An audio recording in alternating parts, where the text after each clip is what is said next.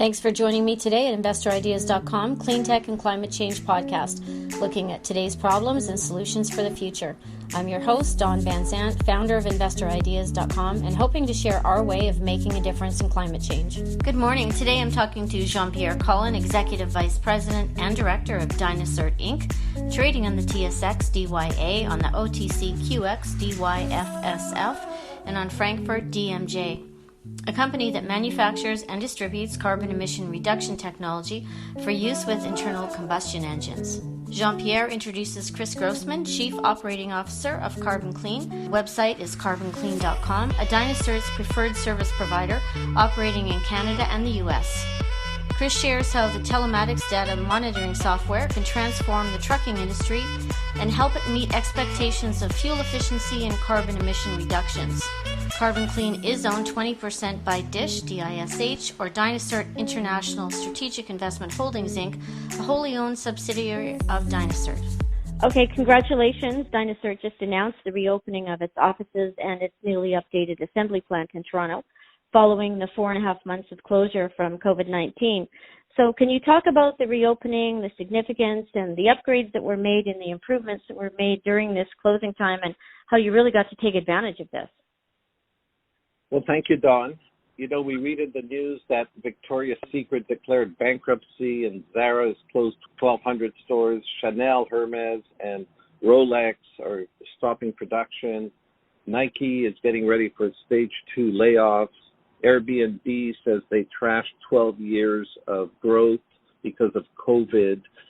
I think I can say with assurance that we have been very careful at dynaCERT, and we've survived so far the COVID pandemic very well. And we're pleased to say, as we've announced, that we are opening up our offices and our assembly plant. This is Tuesday, August 4. We care for our employees, and we have a health and safety committee that has worked throughout COVID to make sure that all our employees will be safe and follow the guidelines and the rules established for our type of business. During the COVID shutdown, we were still quite very active. Our R&D facilities were allowed to remain open, and they have made a lot of inroads, and we can talk about that later. But we also upgraded our assembly plant, and we wanted our assembly plant to be ready to meet the demand from a global network of dealers that we have. So, for example, we've installed a new conveyor belt, and that conveyor belt system, designed by a top-ranked Canadian installer specialist for this type of installation. We have the ability to produce units faster and with better quality control because of our new conveyor belt system. We've made a whole bunch of other additions to the assembly plant as well, and which gives us all in all a capacity of 100 units per day, which works out to 2,000 units per month using one shift, or using 3 shifts, 6,000 units per month, or 72,000 units per year. And in addition to these upgrades, we've upgraded quality control in the assembly plant. Our conveyor belt system is called a dual system, in that there are people on both sides of the conveyor belt which can monitor each other and help each other out. And monitoring quality control will be much better under our new system. And we've also upgraded our conveyor belt in such a way that the components that make up our hydrogen units, which is our unit that we sell to the diesel engine industry or diesel trucking industry to reduce carbon emissions and increase fuel economy, our components in our unit are now more geared to servicing, in that each component can be a snap-in part in the final product, so that our electrolysis unit, which produces hydrogen and oxygen, can be swapped in and out of every unit if required. We have a new water management system, a new gas management system to manage the hydrogen and oxygen gas within the unit. We've also upgraded our ECU and telematics unit, which we'll talk about later. And one of the things I think that's really interesting as you went through this 4.5 months and took advantage of it, and we're looking at what your demand ramp up would be, the COVID-19 seemed to create more of a global demand. I mean, environmentally friendly technology, I think, is at a peak right now in terms of global demand. We're seeing it in the market with stocks that are in that sector. So when you're looking at, you said you'd focused on your research and development. Can you talk about the direction of that and the new management that's leading that team? Yes, we've announced, thank you, Don. We've announced, first of all, a new head of R&D, Gavi Singh. Gavi has been with us for many years and has been part and parcel of the design of our units from the very beginning.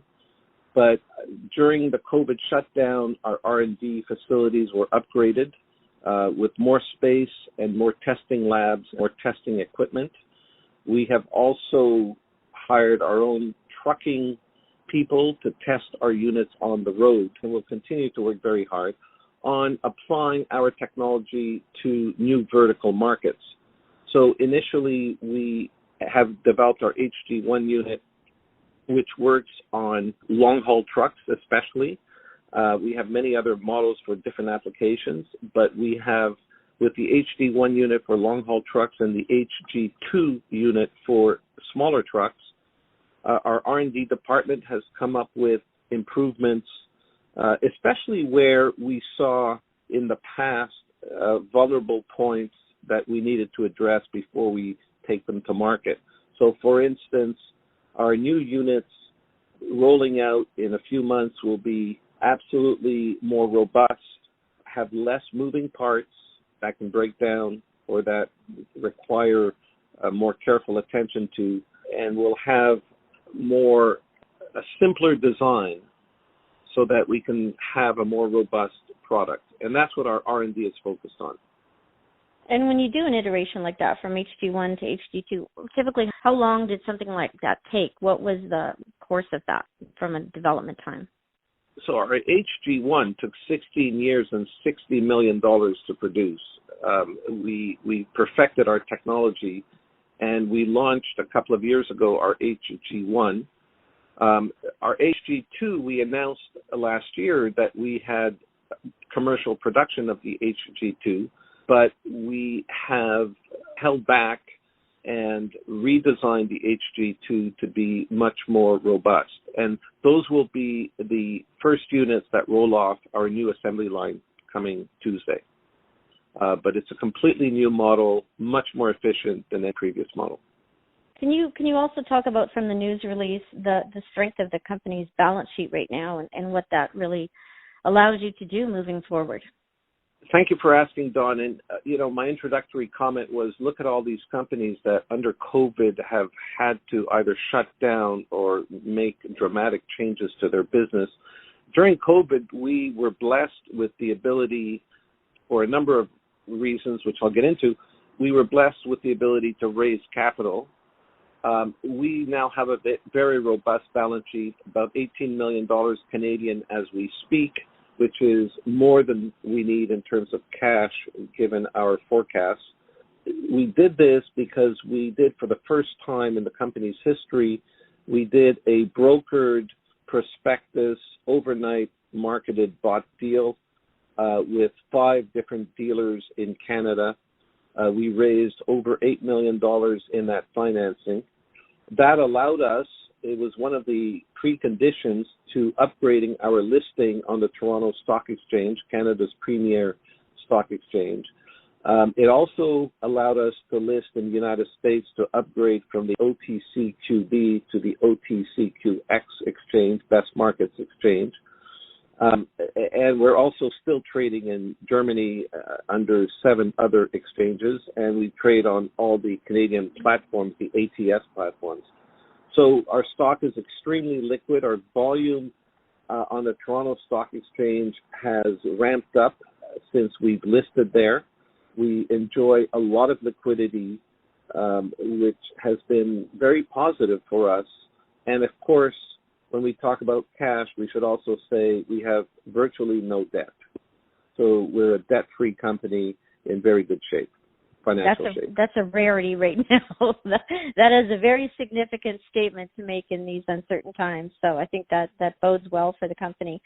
And looking at moving forward, now that you've got your assembly back up and running, just looking back in May, you announced a very significant deal with Carbon Clean, a dynaCERT preferred service provider.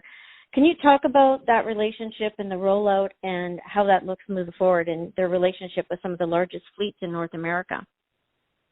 Absolutely, Don, and we're very excited about this relationship. Let me first start by saying that dynaCERT does the manufacturing, R&D, and assembling of our product, which reduces fuel consumption and carbon emissions in diesel engines worldwide. Because we operate worldwide, we market our product with a number of qualified dealers around the world, around the globe. We have right now 35 different dealers in Europe, in the Middle East, in North America, South America. We basically cover the globe with 35 third-party dealers who buy from us and then resell to end clients and users. Carbon Clean is our preferred service provider in North America. They were granted recently the exclusive rights to the entire U.S. market. Carbon Clean has, concurrent with that, we engaged in an association with Carbon Clean where we will offer to Carbon Clean's clients and users of our products, we will offer to them a subscription program whereby the end users, instead of paying cash upfront to buy our product, they can lease our product under what we call a subscription program, which provides for them not only paying on a monthly basis, so a means of financing the purchase of our product, but also provides for them through Carbon Clean and our efforts that we'll talk about in a minute, a data management system. Now, to be clear, dynaCERT and an affiliate of Carbon Clean have developed together the Hydrolytica system that we offer to our clients, which is the Telematics reporting system. So now end users can see for themselves exactly how much fuel savings our units provide in their particular application. And that's very convincing in terms of convincing end users to purchase our products or utilize our products. So we're not only providing through Carbon Clean financing, but we're also providing the Hydrolytica service, which leads me to introduce you to the Chief Operations Officer of Carbon Clean, who is on the line, Chris Grossman, who I've had the pleasure to work with for over a year now. Chris is a data analytics expert, amongst other things. He's an engineer, and he is the number one person in terms of explaining all the new features that we will be featuring along with Carbon Clean to our clients. And I think it would be very interesting for Chris to jump in here and tell us more about this. Well, thanks for joining us today, Chris. For listeners, can you just give us some kind of background leading into this on Carbon Clean and its positioning in the trucking and freight industry today? Absolutely, and I appreciate the introduction. Carbon Clean is based here in North America, both out of the U.S. and Canada. And as you both stated, we're very focused on the both the logistics and the transportation side, focused primarily with trucking companies and helping them improve their overall process.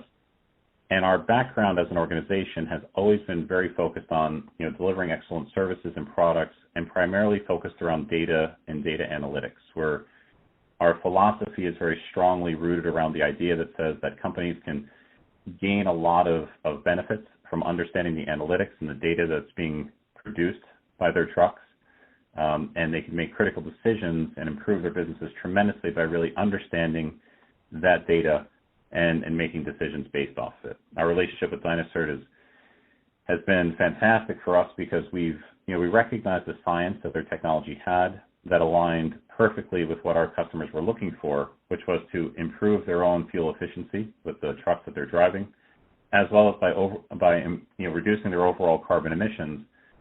Those two goals, through a fantastic science that they have that delivers those, are critically important to our customers. And we felt that it fit directly into what we're trying to accomplish as an organization. Going into a little bit more detail on the telematics software, can you give us an idea of the kind of data you're getting over what period of time and what that looks like, and then what kind of efficiencies the industry can expect from that? Like, how can they use that to really improve everything? Yeah, it's an excellent question. And I think the philosophy of companies really needing to both understand and believe in the data is incredibly important, especially here in the United States, where philosophically, the fact that there's been lab testing, the fact that there's even other companies that have experienced some form of savings, companies really are looking to see how these systems perform on their trucks, how these systems perform in their environments, because fuel efficiency and carbon emissions are very environmentally dependent. And each company knows that they're running their trucks differently than everyone else, and so they really need to understand how this technology applies and what type of results they can expect to see in their specific environments. It's also important to have a common frame of vocabulary. So when you're looking at analyzing the impact that any technology has, you have to have a way to look at how the company was performing before it was implemented, which we like to call the baseline, and then also how the company is performing after we implement the technology, and compare those two. And that's, of course, where we understand if there's been an improvement or not in whatever measurement we're trying to analyze. One of the challenges that we've witnessed in the trucking industry is that historically, the way that we measure the efficiency of, for instance, fuel efficiency, is that we measure, in the United States, we use miles per gallon. In Canada, it might be liters per 100 kilometer, but the same type of metric is used where we try to measure how many miles we get per gallon of fuel.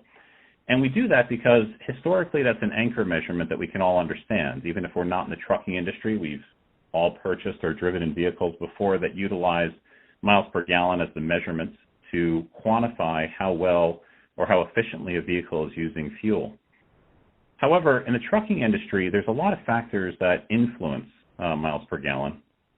And for us in the technology space, we have to be very specific in being able to attribute causation of a technology to a specific improvement.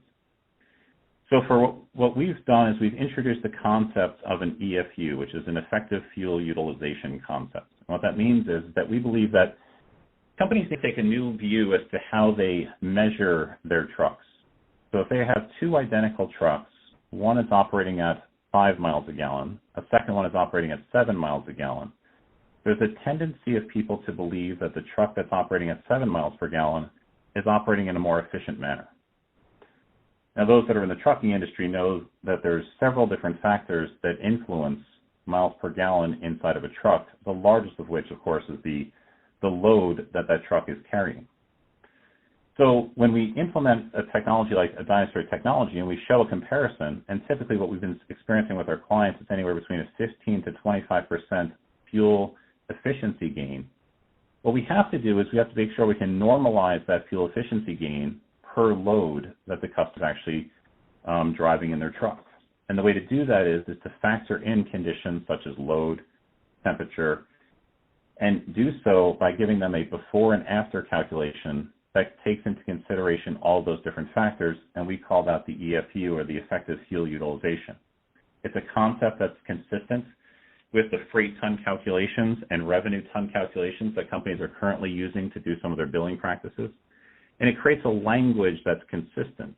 So we describe to them that they have an EFU savings of 15 to 20%. What they realize is that savings is attributable to the dynaCERT hydrogen units and not due to some artificial measurement such as a reduction in overall weight that the truck has been carrying. So it's been very effective for us through our telematics system to be able to explain to customers that there's a direct correlation between using those dynaCERT units and the fuel savings that they're experiencing.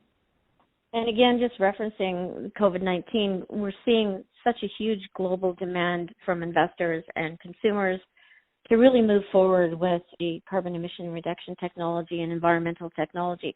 Are you getting feedback on that? Are you seeing and hearing that firsthand as well?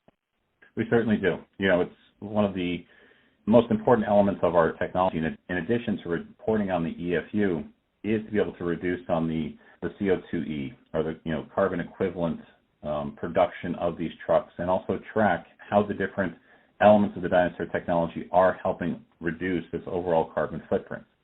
Because although companies' economic decisions may oftentimes be based upon fuel efficiency gains, they understand that they need to be part of a global economic environment that is environmentally conscious, and the ability to, through an auditable process, be able to describe the gains that they've made when it comes to carbon emissions become critically important. So what our telematics system does, in addition to reporting on some of the more practical elements that companies may be interested in, which is the EFU, we also additionally report on the savings in CO2e, which allows them to communicate steps that they're taking towards taking a more progressive view when it comes to carbon emissions. That's personally very exciting to hear that you're, as someone in the industry, it's great to read an article about it, but it's great to hear it firsthand from someone that's talking to people that are purchasing products and technology. So just one closing question, Jean-Pierre, I'm going to throw this back to you. I had read an article that was talking about the original development of this telematics technology, and that it was developed by the same developers as Apple Pay and PayPal. So can you verify that for me and then explain how that kind of technology development at that level will play out for tracking carbon credits? Well, thank you, Dawn. For once, at least, something written by third parties is correct when they speak about dynaCERT. I'm just joking, but we indeed, when we decided to embark on Hydrolytica or telematics software, where drivers and fleet owners can see the results of the improvements of our technology in a graphic form or a digital form right on their cell phones or on their computers at the office in real time, we were also focusing on the fact that we also save the atmosphere from carbon emissions. And to give you a quick number on that, a long-haul truck that goes from the East Coast to the West Coast of Canada or the United States can create carbon credits worth approximately $3,000 per year, that's Canadian dollars, just by driving back and forth if they use our technology. So we realized that we could monetize these carbon credits if we got certification. And one certifier of carbon credits in the whole world, one of two in the world, is an organization called Verra, V-E-R-R-A, in Washington, D.C. And we knew when we went to see them that we couldn't just say, look at us, we have a technology that saves carbon emissions. They would want to quantify how many tons of carbon are we saving. And as Chris alluded to a few minutes ago, our telematics software now can provide a very accurate number of CO2 equivalent, which we take from our telematics and the telematics of the onboard diagnostics ports of trucks. So we thought, okay, that's really good, but how could that be audited when you have thousands and thousands of trucks running around the world? How would one be able to certify to Verra that our trucks that use our technology have been able to save that kind of carbon emissions around the world, so that we would be granted the ability to have lucrative carbon credits?